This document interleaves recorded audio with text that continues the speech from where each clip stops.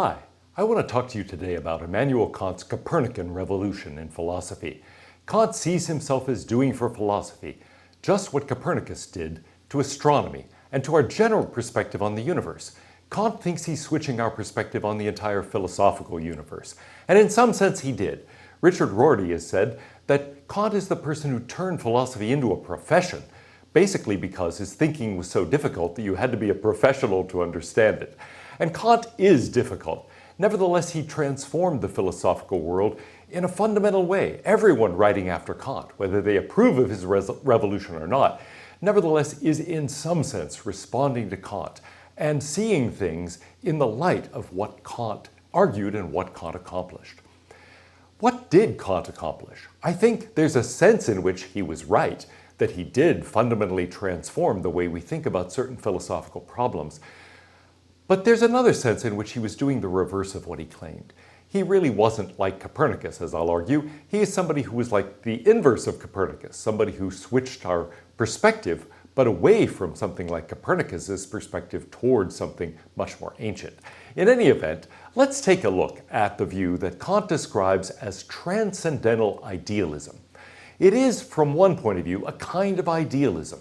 Nevertheless, it's not exactly a traditional kind of idealism, and in fact, in his greatest work, The Critique of Pure Reason, Kant argues against idealism. He has a section entitled The Refutation of Idealism.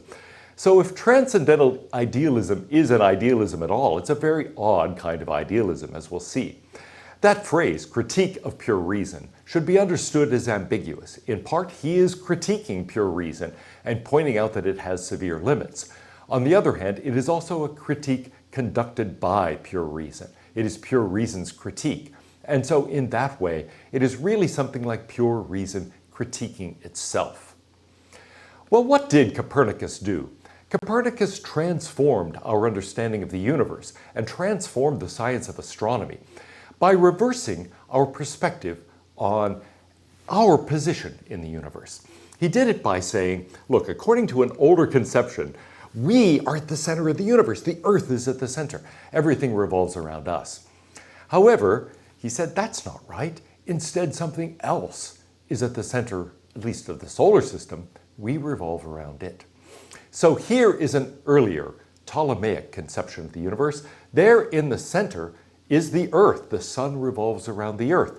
And then other things revolve around the Earth as well, including the outer spheres containing the stars.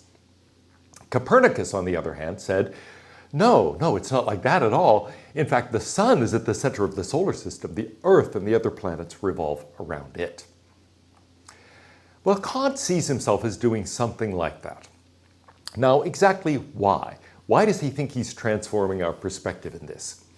Well, he sees himself as responding to the contrast between rationalism and empiricism, a contrast that dominated early modern philosophy.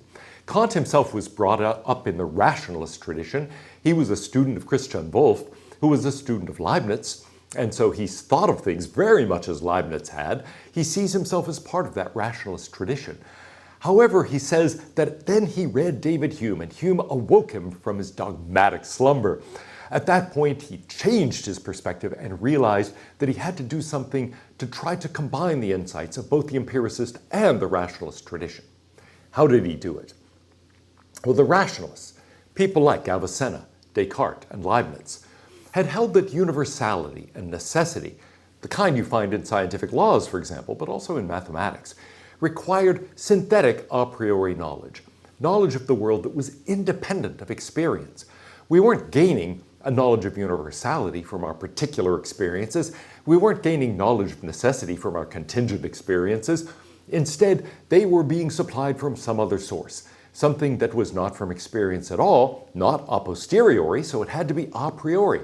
But it was really telling us something about the world, not just about language or concepts, and so it had to be synthetic as well.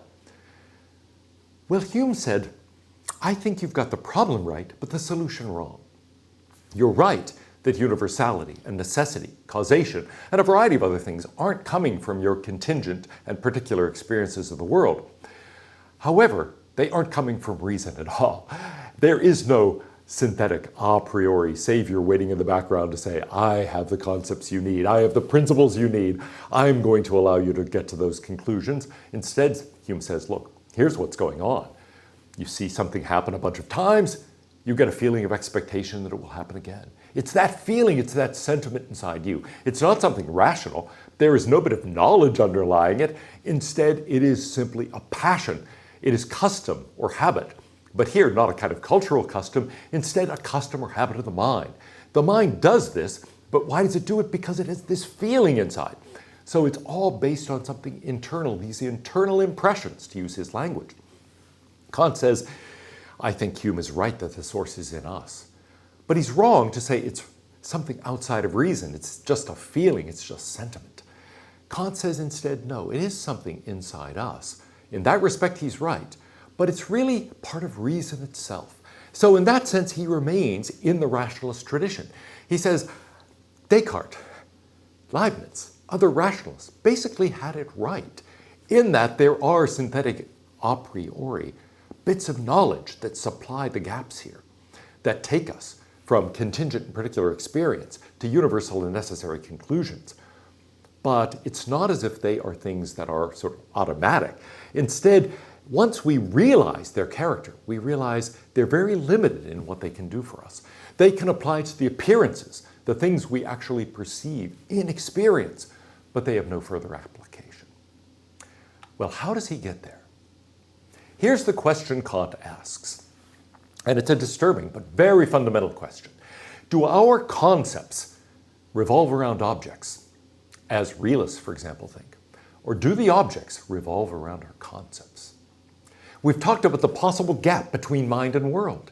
And now we can say, well, you might think the problem is that the world is what it is, and mind has the job of conforming itself to the world.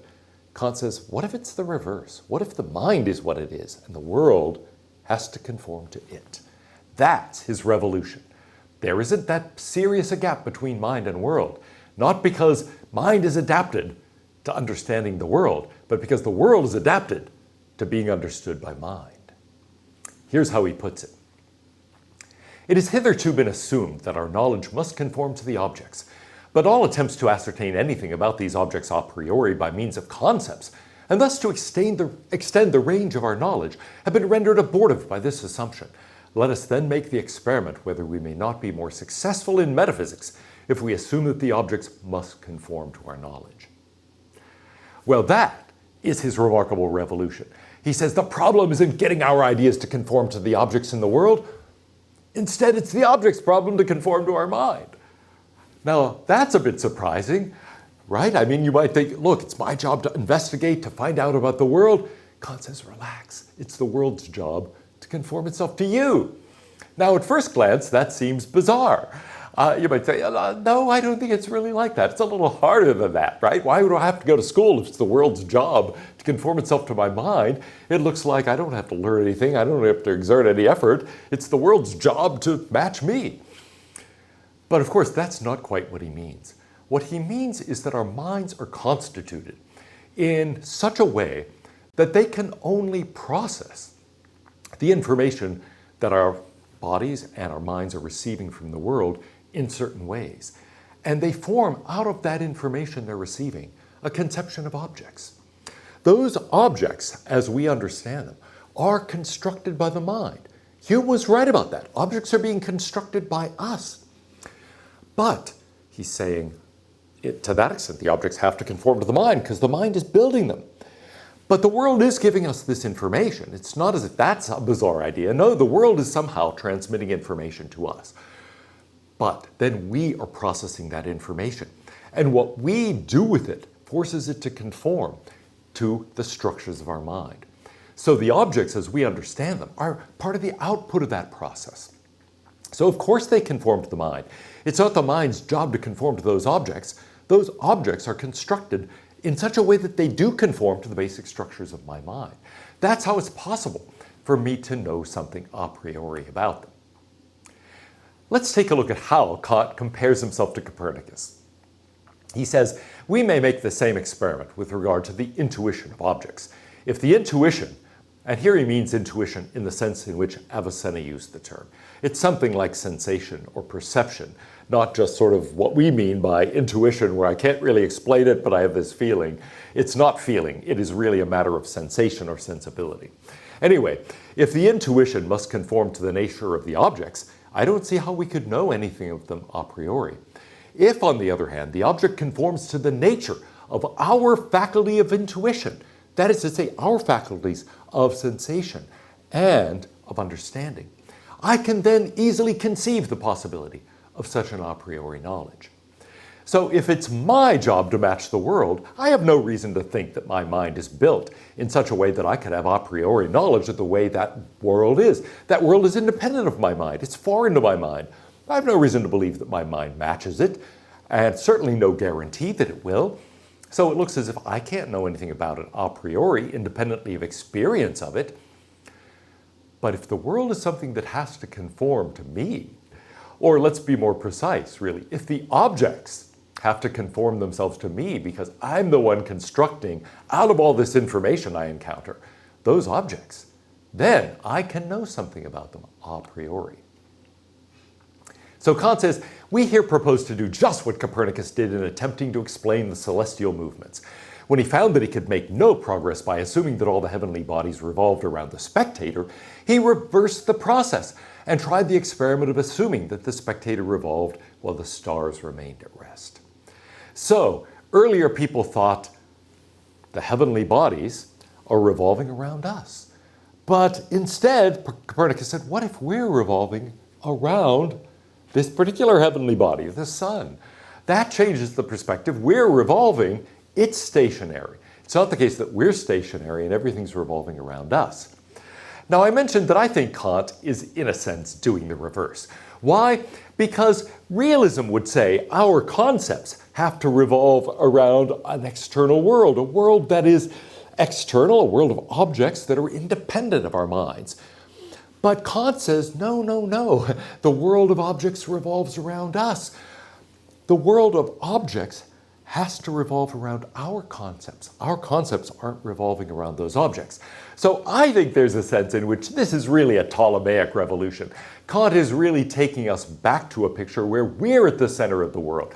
We're at the center in the sense that our minds are constructing the objects in the world.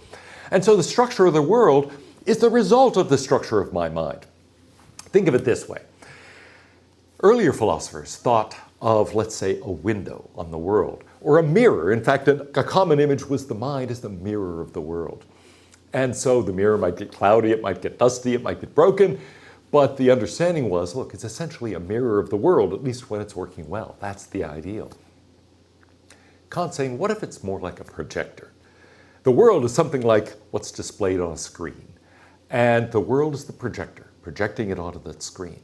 Now, of course, there's some input into the projector. I mean, it's receiving some information from something. It has a film strip or a digital file. It's doing something that it's processing and producing that projection.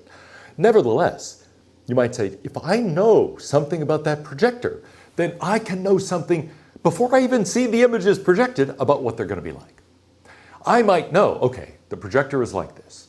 Suppose I know, for example, it just produces black and white images. Then I'll know that what I'm about to see is in black and white. It's not going to be in color, right? And I can know that before I even see what's on the screen because I understand the structure of the projector. Now, if this is something like a mirror, you might say, look, I don't know what's going to be on the mirror. I have to know what it's reflecting. That's the more traditional perspective. But if the mind is like a projector, then if I understand the nature of the projector, I'll understand something about the nature of what's going to be projected before I even have any experience of what is actually projected. In just the same sense, if the mind is like a projector, if it's the mind that is giving structure to the objects of the world, then it is possible for me to know something about those objects a priori, independently of experience of them, because I can understand something of the nature of the projector. So there is a sense in which Kant is really saying, look, the mind doesn't have to revolve around the world revolves around the mind. And by putting ourselves at the center, that's the sense in which I think he's really doing something like the reverse of the Copernican revolution. Well, here is how he describes it. And you'll see here how he gets to rationalist conclusions. He says, before objects are given to me, that is, a priori, I must presuppose in myself laws of the understanding, which are expressed in concepts a priori. To these concepts, then, all the objects of experience must necessarily conform. So, in order for me to be able to understand anything about objects a priori, independently of experience, there must be certain laws of the understanding. In other words, before I know anything independently of experience about what's going to be projected on that screen, I have to know something about the laws by which that projector operates. And there better be concepts I have a priori. Concepts, ways, in other words, I have of understanding things that are independent of what I'm getting off the images on the screen. So I have to have some innate ideas. I have to have some synthetic a priori knowledge, these laws of the understanding. So Kant does turn out to be a rationalist in something like the traditional sense. There are innate ideas, these pure concepts of the understanding, something that he calls the categories, and we'll talk about those separately. There also have to be synthetic a priori truths, which he calls the laws of the understanding. If there are these categories built into the mind, these a priori concepts or innate ideas, and there are also synthetic a priori truths or laws of the understanding, understanding those is going to enable me to understand the nature of this projector. And that will enable me to understand something universal and necessary about what is about to be projected in experience, even independently of and prior to experience. However, something important is, you might say, a byproduct of this way of understanding things. These things apply only within the realm of experience. I can say something universal and necessary about what's going to appear on that screen. I can say, okay, it's going to be black and white, and it's going to be of a certain kind of resolution, because I know something about the nature of the projector. But now if you say, okay, fine, tell me something about the input that projector is receiving, I have to say, I don't really know. Okay, or maybe I do. Maybe I know enough about the projector to say a little bit about it, to say, well, it only understands digital files, or it's an old-fashioned one. It only takes a film strip. You can't take a flash drive and do anything, and it won't play a DVD and so forth. So I might know something very general about the input, but I'm not going to know much about it. If you want to say, but yeah, I want to know what's in these digital files. For example, if that's the input, I don't know. I can tell you, here's what it's capable of doing with them, and so I can tell you it's going to be of this resolution, and it's all going to be in black and white, and it's going to be a projection on this screen of that size. But that's all I can say. I can't tell you anything about what is actually going to be in the input. And so I can only say something about things as I'm going to experience them.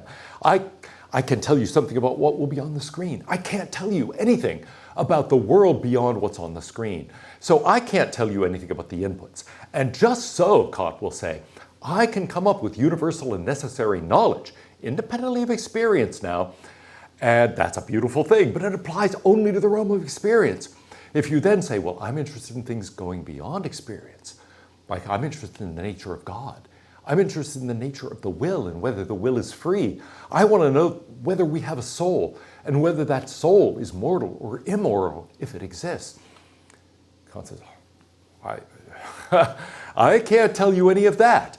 Okay, that's not something that's covered here. I can't say a word about any of that. I can tell you something about what kinds of experiences you're capable of having. But that's all.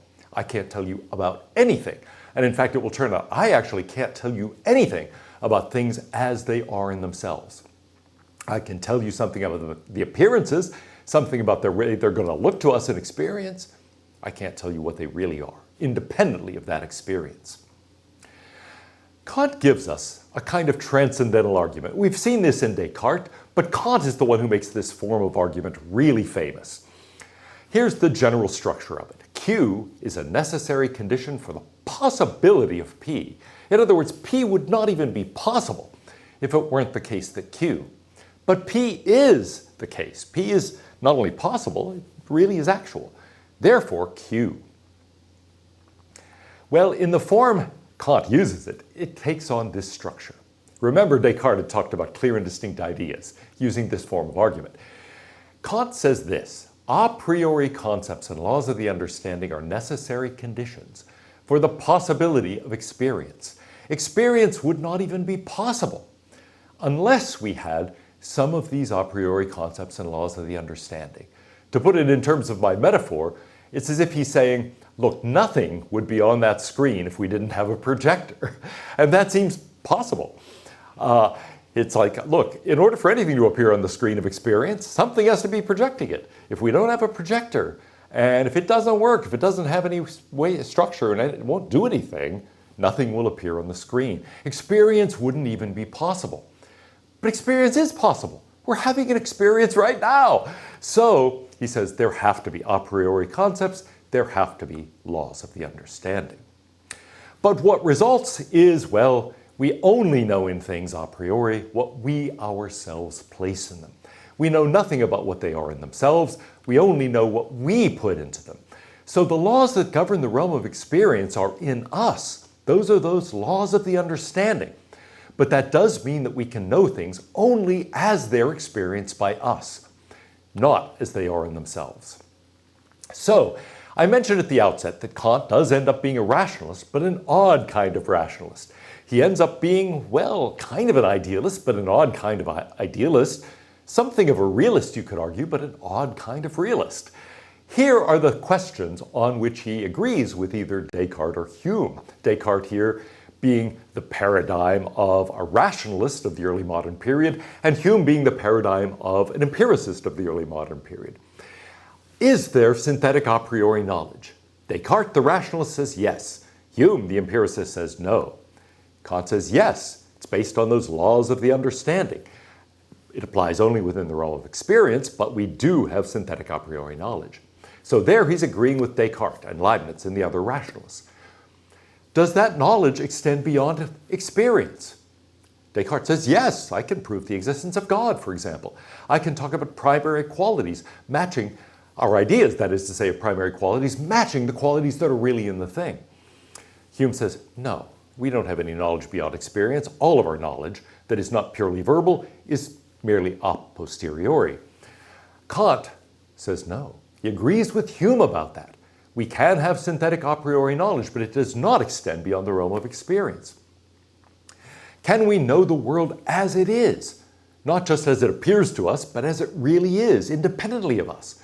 Descartes, Leibniz, and the other rationalists say yes. Hume says no. In fact, I'm not even sure what you mean, Hume would say, about this world as it is beyond the realm of experience. What's that? You're talking about substances? You're talking about actual... none of that makes any sense. Kant agrees with Hume here. He says no. You can't have any knowledge of the world as it is. And so we can't know anything beyond experience. We can't know the world as it is. We can only know something about it as it appears on the screen of experience.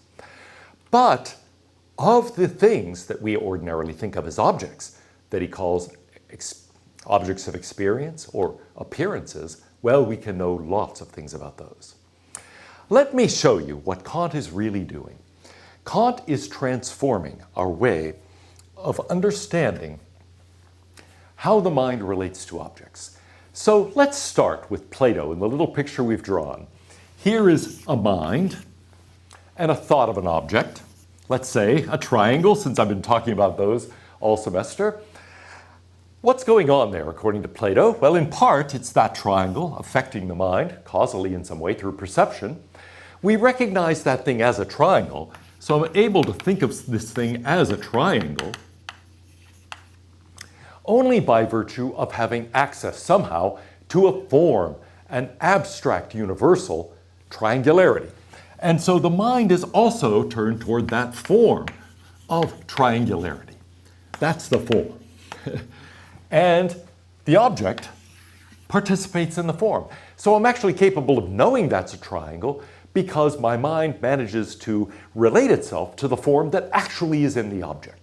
So this constitutes not only thinking that this object is a triangle, but also, if it really is a triangle, then getting it right and having knowledge that it's a triangle. The first thing that Kant does is to say, these forms and these innate ideas. Really, along the way, I have something like an idea of triangularity that relates to that form. This particular thought that that thing is a triangle is mobilizing that general concept or idea, and according to Plato, then that would be an idea of triangularity. It would relate to this directly. But Kant says, really, I don't think there's anything out here. I'm talking about pure concepts of the understanding. So actually, let's think of the mind as extending to include that form. That is to say, the forms could really be understood as identified with the concepts now. I don't even have to draw that distinction. I can just say, this is now a pure concept, one of these a priori concepts. And then I can say, aha, what's going on here? The object participates in that? Actually, the object is formed by my conceptual activity. So this arrow goes in one direction. This is something like a relationship, not just of participation, but of projection. So the mind is projecting this object of experience. Now, wait, that object of experience was causing me to have this thought. That's a triangle, right? Kant says, well, not exactly, not exactly. This is really a creature of the mind. Now, something is. My mind is presumably getting some kind of input here through perception. So I've got a faculty of sensibility here. I'll say, this is like my eye. And something is giving me this. This is the thing in itself. The thing as it is independently of my mind. But this thing, the thing that is being projected by my mind, that's an object of experience or an appearance. So he does talk about these in several different ways. An object of experience, which is the same thing in his language as an appearance. And he then introduces a technical term for that, drawing from ancient Greek sources, and says, objects like this are phenomena. Phenomenon for one of them, but I'll make them all plural here, since I made that one plural. The phenomena are the appearances. They're the objects of experience. And now we can say, oh, wait, I see what's going on here. It's something like, look, the projector is getting some kind of information, right? It's got some kind of input. It's projecting this stuff on the screen. So this is something like the image on the screen being projected by the projector. This is whatever the projector is using to generate what it's doing and doing the projection. Well, what is that exactly? I don't have direct experience of that. Or at least let's put it this way. It does seem like I do in the sense that it's, I guess, having some effect on me. In the first edition of the Critique of Pure Reason, he's happy to say, yes, I'm gathering information, and this thing in itself is in some way causing my mind to start this process, causing me to have this perception and so on. But as we'll see later, cause turns out to be one of these categories that applies only within the realm of experience. And by the realm of experience, he means the kinds of things that are projected on that screen. So these aren't projected. So, well, or in a certain sense they are, but they don't appear there as anything like this form. So in the end, he says, I can't actually officially say that this is causal. So really, I'm going to take this arrow and kind of make it dotted to indicate there's something happening here, right? Something is going into the projector, I guess, if I can even say going in. But what the relationship is between my mind sensibility and the thing in itself, I can't really quite say. Now, once we've got something like this picture, and by the way, this is something that is already in a sense in Berkeley, even in a sense in Descartes and Locke, because now the question is, this thing is what we've referred to as the cause. Here I'm going to put cause in scare quotes. Since we can't officially say that in Kant, it's not really a cause, it's not clear what it is. Over here, we've got something like what actually appears. And now the question is, what's the relationship between these two? What's the relationship between that triangle as it appears in experience and the thing in itself? Whatever is affecting the mind ultimately to lead it to experience that triangle as we experience it. There are different approaches we might take. So, for example, Aristotle would say, well, I'll tell you what this relationship is. It's identity. The cause of perception is represented in the perception and is represented in the way that these objects of experience are. So actually the object of experience, the appearance, that is just the thing in itself. That is the cause of perception. Well, that's one answer. Descartes and Locke say, well, that's a little too simple. Because after all, it's really the atoms. It is something described by physics that is having an effect on our bodies. And then our minds project something, but it includes primary qualities as well as secondary qualities. And the primary qualities are really in the thing itself, but the secondary qualities aren't. So the shape, the motion, yeah, that's in the thing itself. However, the color, the texture, the taste, the smell, that's something being supplied by the mind. That's only part of the phenomenon. So if you're Descartes or Locke, you're going to say this isn't exactly identity, but there is a relation of similarity between them. They're going to share primary qualities, but they won't share secondary qualities. In fact, the secondary qualities won't be down here at all. What else could we say? Well, Berkeley looks at this picture and says, I don't like this at all, because once we get rid of the identity, now the skeptic can come in and say, aha, there's this unbridgeable gulf between the objects of experience and the things themselves. How can we ever know anything about the world? We can't. And so, indeed, this is the point of the argument from comparison in Philo and in Sextus. We can never get across that gap. We have no idea whether our objects as constructed, whether the appearances match anything in reality. And so we'd end up in skepticism. Berkeley says, well, it'd be great if we could identify these, as Aristotle does. It would be great if we could say the primary qualities at least match, as Descartes and Locke do. But he says, since I can't experience these, I got no way to do that. So what does Berkeley do? He says, get rid of those, okay? Get rid of the things in themselves. Then no problem. You're an idealist. And so idealism is usually construed, does exactly that. Yeah, get rid of the thing in itself. And we're going to look at the philosophy of Hegel. That is one of the main criticisms that Hegel makes of Kant. He says, you don't need the thing in itself, get rid of it. And then we've got idealism in its traditional form. Well, what is Kant doing? He doesn't identify them. He doesn't say they're similar, and I'll tell you in what respects they're similar, as Descartes and Locke do.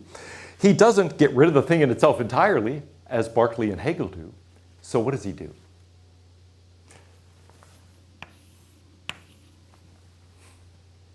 He leaves it a question. Now, when at first he said, well, that's just great, Kant. But I think that is precisely the way it gets left. In the end, he says, there are the objects of experience, the appearances, the phenomena. We can know about those. We can know things about them in a synthetic a priori fashion. I can really know about the world, not just verbal truths about these, not just logic, not just math even, but I can know all sorts of things about these because I can know something about what's going to be projected on the screen by understanding the projector.